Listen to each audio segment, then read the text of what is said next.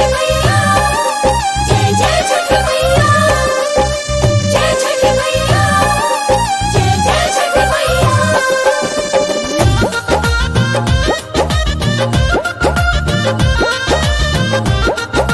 Presented by Adi Shakti Films.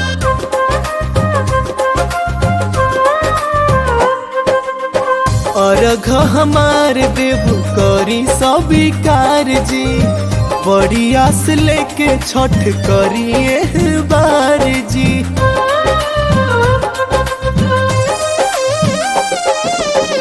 अर्घ हमार देव करी स्वीकार जी, बड़ी आस लेके छठ करिए बार जी।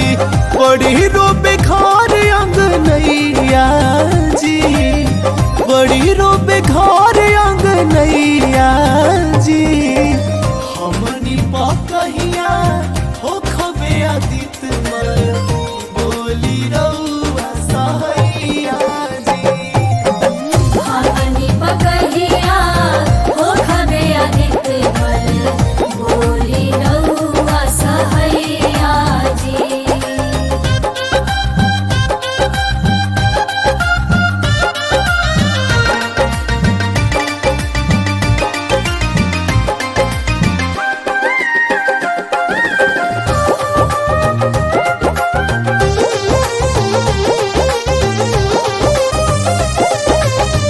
गोतिया देयाद सब कहेला बाझिन जी, इहे सब सुनी कबो आवे ना नींद जी।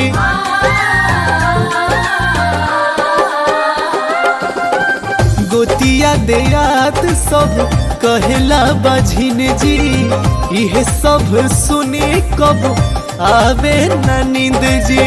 करब कब गोदिया भरैया जी, करब कब गोदिया भरैया जी।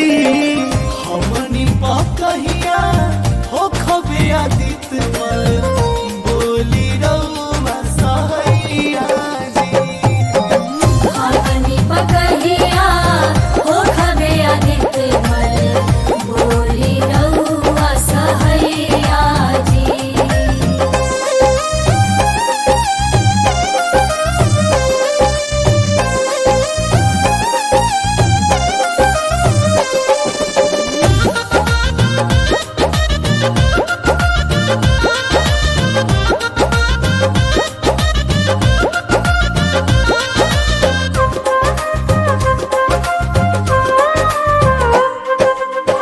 एगो लाल बिना मुँह के लाली बा उतरल, अखिया के लोर हमर नदी जस पसरल।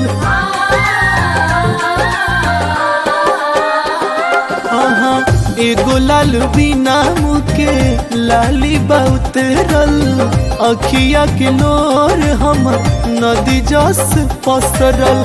अखिलेश के लौटी कब समैया जी, अभिषेक के लौटी कब समैया जी। हमनी पकहिया हो खबे आदित मल,